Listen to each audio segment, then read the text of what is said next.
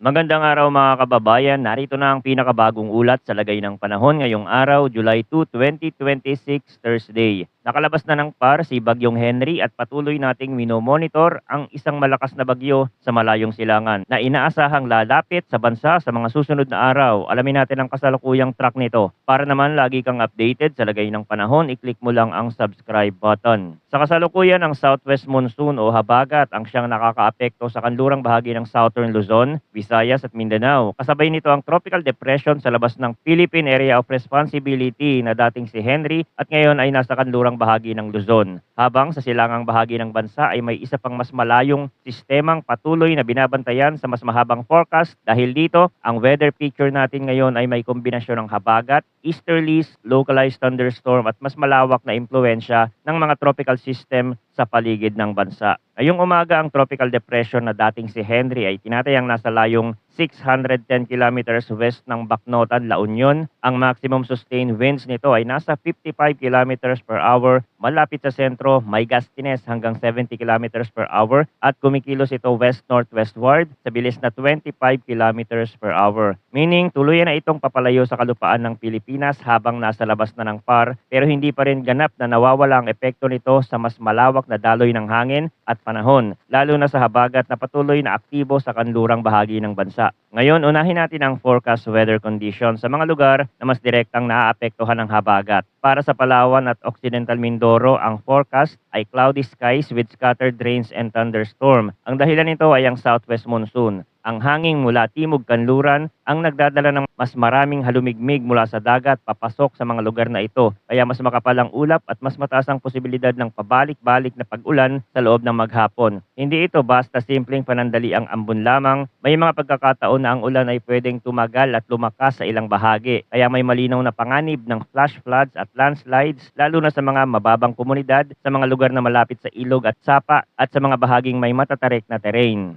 Sa Palawan, ang ganitong setup ay madalas maranasan bilang maulap na kalangitan sa malaking bahagi ng araw na may mga yugto ng pag-ulan na pwedeng humina at bumalik muli sa ibang oras. Dahil bukas ito sa habagat, mas madaling sumiksik ang moisture at mas aktibo ang pagbuo ng rain cloud sa ibabaw ng probinsya. Sa Occidental Mindoro, kapareho rin ang larawan kapag ang habagat ay nananatiling malakas at may kasabay na thunderstorm activity, pwedeng mas maging tuloy-tuloy ang pag-ulan sa ilang bahagi. Kaya sa dalawang lugar na ito, ang pangunahing concern ngayon ay ang patuloy na pagbasa ng lupa at ang posibilidad ng mabilis na pagtaas ng tubig sa low-lying areas. Para naman sa Zamboanga Peninsula, Basilan, Tawi-Tawi at Antique, ang forecast ay partly cloudy to cloudy skies na may isolated rain showers or thunderstorm dahil pa rin sa southwest monsoon. Dito, hindi kasing lawak o kasing tuloy-tuloy ng ulan sa Palawan at Occidental Mindoro ang inaasahan. Pero hindi rin dapat maliitin ang panganib. Kapag ang isang thunderstorm cell ay naging mas aktibo sa isang lugar, pwedeng bumuhos ang malakas na ulan sa loob ng maikling panahon at magdulot ng flash floods o landslide, lalo na sa mga sensitibong bahagi. Sa Zamboanga Peninsula at sa mga isla ng Basilan at Tawi-Tawi, ang habagat ay pwedeng magdala ng mga ulap at panandali ang pag-ulan sa iba't ibang oras ng araw. Para sa Bicol Region, Eastern Visayas, Caraga, Davao Region at Quezon, ang forecast ay partly cloudy to cloudy skies na may isolated rain showers or thunderstorm. Ang sanhi nito ay ang easterlies. Ito naman ang hangin mula sa silangan na may dalang moisture mula sa karagatan, kaya mas nakakaapekto ito sa mga rehiyong nakaharap sa silangang bahagi ng bansa. Sa Bicol Region at Quezon, pwedeng makaranas ng mga biglaang pag-ulan sa tanghali, hapon o gabi kapag naging aktibo ang ulap sa ibabaw ng karagatan at tumawid sa kalupaan. Sa Eastern Visayas at Caraga, mas kapansin-pansin ang epekto ng easterlies dahil ang mga bahaging ito ay mas bukas sa silangang dagat. Kaya kahit isolated rain showers lang ang description, ang isang thunderstorm na tatama sa mismong lugar ay pwedeng magdulot ng malakas na buhos sa maikling panahon. Sa Davao Region, pwede ring magkaroon ng ganitong klaseng pattern kung saan maaliwalas sa ilang oras pero biglang didilim at uulan sa ilang bahagi kapag may nabuo na mas malakas na thunderstorm cell. Ang posibleng epekto sa mga lugar na nasa ilalim ng easterlies ay flash floods at landslide during severe thunderstorm. Hindi ito malawakang tuloy-tuloy na pag-ulan sa buong rehiyon, pero may mga partikular na lugar na pwedeng makaranas ng mas malakas na thunderstorm kaysa sa katabing bayan o lungsod. Para naman sa Metro Manila at sa nalalabing bahagi ng bansa, ang forecast ay partly cloudy to cloudy skies na may isolated rain showers or thunderstorm dahil sa localized thunderstorm. Ibig sabihin, sa mga lugar na ito ang pag-ulan ay mas nakadepende sa local heat at humidity kesa sa direktang epekto ng habagat o easterlies. Pwedeng magsimula ang araw na medyo maaliwalas, tapos habang umiinit ang panahon ay mas dumarami ang ulap at may mga lugar na biglang makakaranas ng malakas na ulan sa hapon o gabi. Ngayon, pag-usapan naman natin ang hangin at kondisyon ng dagat para sa western section ng Luzon. Inaasahan ng moderate to strong na hangin na mula southwest to southeast. Ang coastal waters dito ay moderate to rough na may taas ng alon mula 1.2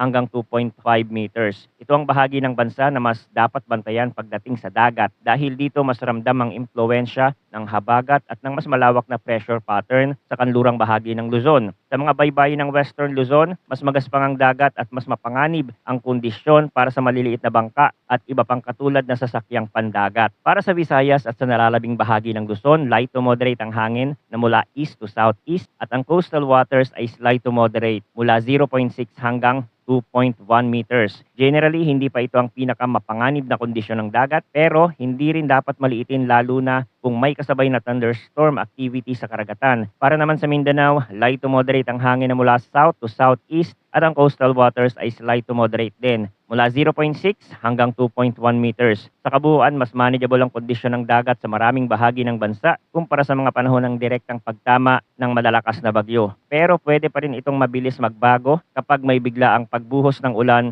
at thunderstorm sa malapit na dagat. Ngayon, silipin natin ang mas malawak na tropical outlook gamit ang ibang weather model. Ayon sa mga kasalukuyang model guidance, nagkakasundo ang maraming forecast sa isa pang bagyong lumalapit sa silangan ng bansa. May mga ulat na nagsasabing posibleng isa ito sa pinakamalakas na bagyong mabubuo ngayong 2026. Sa mga susunod na araw, inaasahan na lalo pa itong lalakas habang kikilos pakanluran at dadaan sa Guam at Mariana Island kung saan posibleng maglandfall ito roon. Pagkatapos nito, magpapatuloy ang pagkilos nito pakanluran at mas inaasahang lalakas pa. Ibig sabihin, ang sistemang ito ay hindi lang basta ordinaryong disturbance sa malayong silangan, may malinaw na signal mula sa iba't ibang model na maaari itong maging isang napakalakas na bagyo habang papalapit sa Western Pacific region. Sa kasalukuyang datos, dahil sa sobrang laki ng sistemang ito, may posibilidad na hilahin ito ang habagat. Sa nakikitang senaryo, posible na mahagip ang northern or extreme northern Luzon area ng bansa habang